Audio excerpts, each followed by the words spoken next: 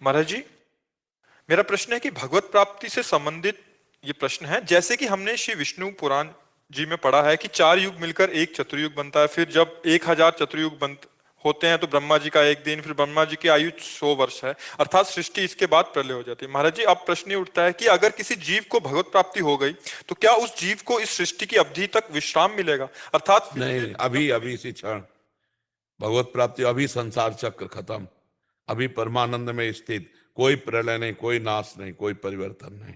उसी को तो जीवन मुक्त परम पद कहते हैं, जहां प्रलय का भी प्रवेश नहीं। प्रलय ब्रह्मा जी के द्वारा रची हुई होती है, हम ब्रह्मा जी के द्वारा रचे नहीं, हमारा शरीर रचा हुआ है। शरीर अभी नष्ट हो जाए कोई फर्क नहीं पड़ता, हम अविनाशी चेतन अमल। और ये जब बोध हो गया, भगवत प्राप्ति हो गई, तो सब भय खत्म, सब नाटक खत्म माया का। जग गए तो स्वप्न में कत्ल हो रहा था, बच गए ना। जो सपने सिर काटे कोई, बिन जागे दुख दूर न होते, सब स्वाप्निक है। सृष्टि रचना भी स्वाप्निक है, सृष्टि पालन भी स्वाप्निक है, और सृष्टि का नाश भी स्वाप्निक है। उस अविनाशी का न रचना होती है, न उस अविनाशी का पालन होता है, न उस अविनाशी का विनाश होता है। वही अविनाशी तुम हो। नैनम छिंदन्ति शस्त्राणि, नैनम दहति पावका, न चैनम क्लेदयन्त्यापु, न शोष्यति मार्ता। यही आत्मबोध है। और उसी सच्चिदानंद का जब दर्शन होता है तो तत्व ज्ञान अपने आप हो जाता है। खत्म खेल, ये सब है खत्म। समझ रहे हो ना, ये माया का जादू है। उमा कहूं मैं अनुभव अपना, सत हरि भजन जगत सब सपना। अभी समझ में नहीं आया? ये भगवान, ये मैं तो हाथ खड़े करके आपके श्री चरणों की शरण में हूँ, ठीक है। लेकिन कभी कभी ये बुद्धि की तरह से तर्क करती है ये। क्या हमसे उत्तर ले लो? तो इसका अभी कई महीनों से ये तर्क चल क्या? कि जैसे हमको अभी भगवत प्राप्ति हो गई किसी भी। अभी तुम जाना ही नहीं भगवत प्राप्ति किसे कहते। एक बार तो खा के तो देखो, फिर आगे इसके बाद क्या दिखता है। पहले भगवत प्राप्ति का लक्ष्य बना। न सृष्टि है, न पालन है, और न लय है। ये त्रिगुण की माया में है, और त्रिगुणातीत है भगवत प्राप्ति। जब वो दृष्टि आ जाएगी, है ही नहीं। अरे भैया, स्वप्न में सब कुछ दिखाई दे रहा, जगने पे कुछ है क्या? तो अभी तुम स्वाप्निक पुरुष हो, जगे हुए पुरुष हो क्या? तुम्हें ब्रह्म बोध हो गया क्या? तुम्हें भगवत साक्षात्कार हो गया क्या? तो स्वाप्निक संकल्प विकल्प हो रहे, अब जगाने की चेष्टा करने, जग जाओ धीरे धीरे, निरंतर नाम जप करो। और ये जो सृष्टि प्रलय की कथा लिखी हुई है कि हम भयभीत होकर ऐसे भगवान की शरण में जाएं, ये सत्य है। संसार की लीला में ये ऐसा होगा, लेकिन हम ऐसा भजन करना है कि अब हमको इस प्रपंच से ऊपर उठ जाना है। और भगवत प्राप्त में कुछ नहीं होता, न प्रलय होती है, न पालन होता है, न लय होता है। अभी ज्ञान तो है नहीं। अब भी आत्मस्वरूप का क्या पालन होता है? अब भी आत्मस्वरूप का कौन बाल बाका कर सकता है? इसका ब्रह्मा सृजन कर सकते हैं। जो ब्रह्म की आत्मा है वही हमारी आत्मा है। अभी बच्चे हो, कैसे समझोगे? नाम जप करो तब समझ में आएगा। ये तो आध्यात्म का खेल है। नाम जप करते रहो, पहले भगवत प्राप्ति की तरफ चलो।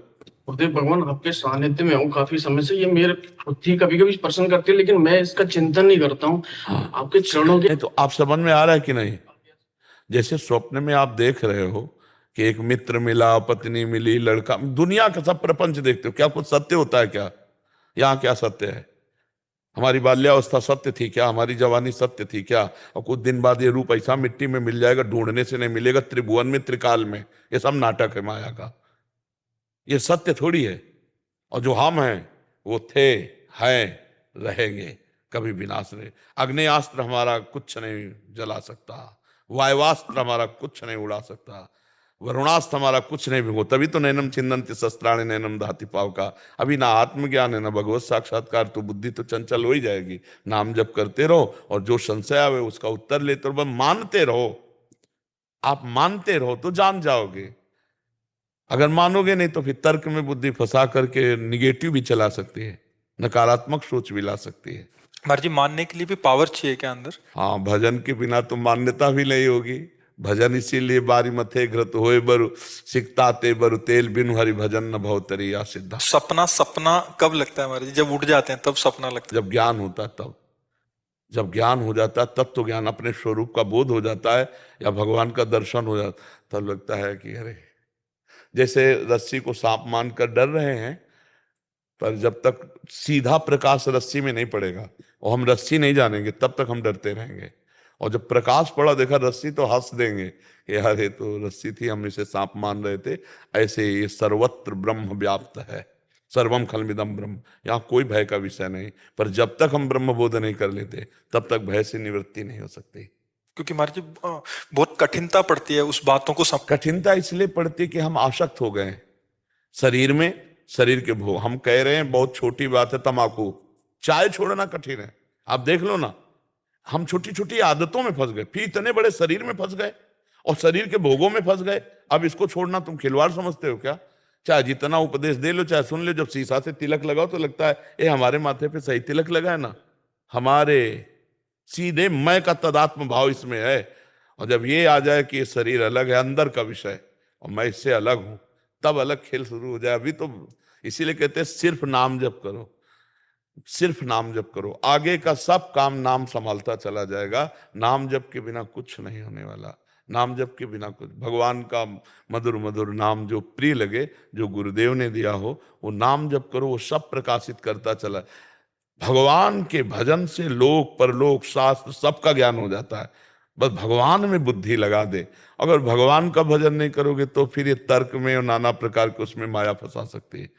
अपने को चलने में ऐसे ऐसे संकट पड़े हैं कि बस लगा है कि अब रास्ता बंद, वहीं भगवान का स्मरण किया, तुरंत रास्ता खुला, अंदर का तुरंत रास्ता। अच्छा यहाँ से ऐसे ऐसे, ये बहुत बहुत बड़ा मतलब बंधन है, कोई छोटा नहीं। गुरु स्वामी तुलसीदास जी कहते, जड़ चेतने ग्रंथि पड़ गई, यद्यपि मृषा छूटति कठिन। बहुत कठिन है, नहीं कठिन। अब देखो प्यास लगेगी तो आप कहोगे कि प्राणों को प्यास लग रही, मेरे को नहीं। ये भूख प्यास प्राणों का धर्म है, मेरा नहीं। नहीं, मुझे प्यास लगी है, मैं देखना चाहता हूं, मैं सुनना चाहता हूं। ये तदात्म हटे ज्ञान के द्वारा तब। पर ये सब छोड़ो, नाम जप करो, वो अपने आप आगे का रास्ता पुष्ट कर देंगे।